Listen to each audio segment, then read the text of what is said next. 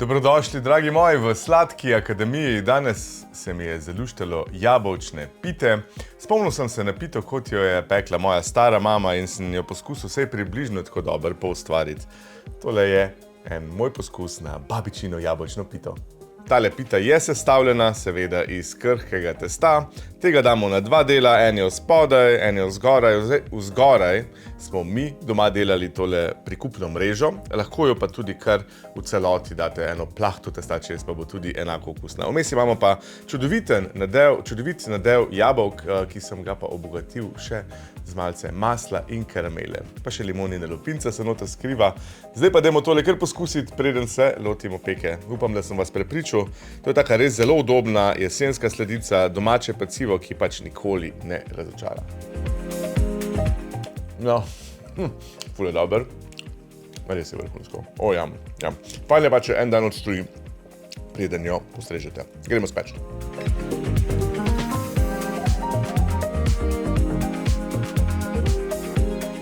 Za testo najprej v skledi premešamo suhe sestavine. Moko, sladkor v prahu ter še začimbe, cimet, muškatni orešček in malce soli. Zdaj na tej točki vzamemo pa še hladno na kocke narezano maslo, 250 gramov ga imamo.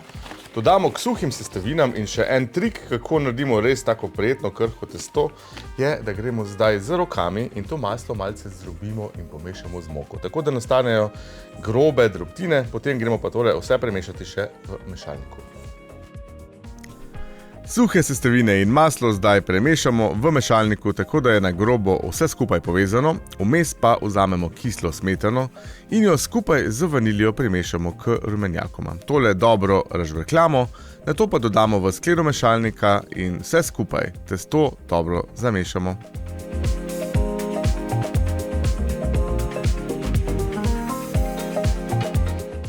Takole testo pride ven lepo povezano, zdaj pa tole damo na dva dela, jaz bom kar stehtu, potem pa v hladilnik počivati. Polovica testa bo za dno pite, potem grejo jabolka in na vrh bomo naredili še lepo mrežo. Sicer imam pa jaz 410 gramov za polovičko.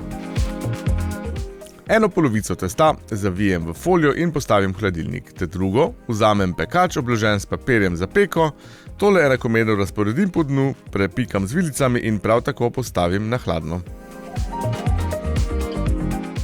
Tudi tale polovica gre zdaj v hladilnik za pol urce, potem bomo pa tole slepo spekli, zato da bomo ohranili čim bolj krhko dno, da ne bo preveč sočno od jabolka.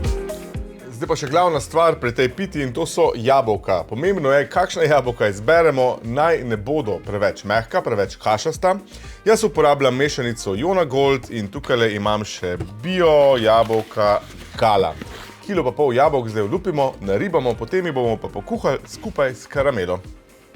Polovico testa, ki smo ga ohlajali v pekaču, damo zdaj v ogreto pečico in opravimo slepo peko, tako bomo dobili hrustljavo dno pite. Vmes pa jabolka olupimo ter naribamo, počasi pripravimo tudi karamelo v lonec, stresemo sladkor in ga nežno segrevamo, tako da bo karamela postala zlato rjavkaste barve. Potem karameli primešamo maslo, nato pa, ko je maslo stopljeno, dodamo še jabolka. Zdaj na tej točki dodamo pa še jabolka in bomo tole kuhali, tako da se znebimo kar velike količine vode.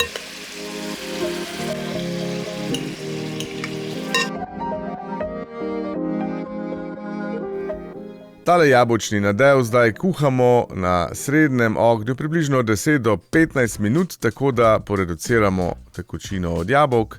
Ko je vse skupaj pripravljeno, dodamo še cimet, naribamo limonino lupinico in pa nekaj limoninega soka. To prilagodite sladkosti svojih jabolk. Dobro premešamo, nato pa prestavimo v skledo, da se jabolčni nadev ohladi. Na koncu primešamo še mandlje. Ko je prva polovica testa pečena, jo vzamemo iz pečice in še en majhen trik, tole premažemo z marelično marmelado. Takole, še malo pa smo, testo imamo zdaj premazano z marmelado, to je en tak mini dodatek, ki ga jaz rad dodam pri tej piti, lahko ga pa tudi izpustite, doda pa prijetno globino okusa in malce kisline, kot ima ta marmelada. Marmelado pa porabite kar tisto ko imamo za filanje krofov. Zdaj pa te drugo polovico testa razvaljamo na malce večjo dimenzijo, kot je pekač, tale je približno 30 x 20 in bomo razrezali še mrežo, ki jo bomo prepletli po vrhu. Drugo polovico testa razvaljamo na malce večjo površino, kot je površina našega pekača, nato pa po diagonali izrežemo za približno centimeter oziroma prst široke trakove.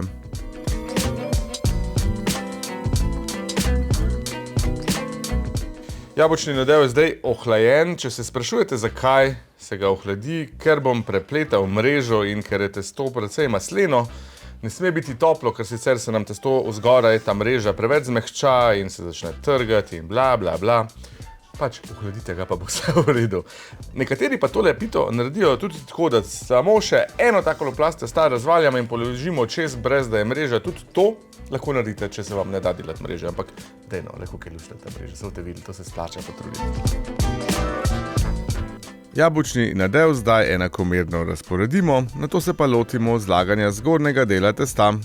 Takole po diagonali razporedimo trakce in jih potem prepletemo.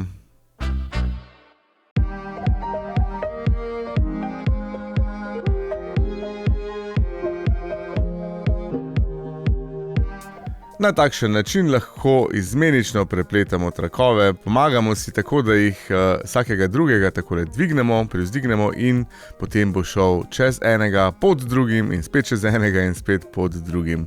Tako bo pita izgledala zelo lepo prepletena. Malo testa vam bo ostalo, z tega lahko naredite še fine piškote. Zdaj pa tole premažemo še z marmelado in damo v pečico. Nekje dobre bolj 40 minut, ko se bo tole peklo. Po vrhu jo še premažemo s topljeno marelično marmelado, nato pa gre tole v pečico. Pečemo jo približno 40 do 45 minut, potem pa jo pustimo, da se popolnoma ohladi. Jaz jo rad dam kar čez noč v hladilnik, lahko pa ostane tudi na sobni temperaturi. Naslednji dan je tale pita namreč najbolj okusna, ko se vsi sokovi in okusi enakomerno porazporedijo in povežejo. Želim vam dober tek in veliko zabave pri peki.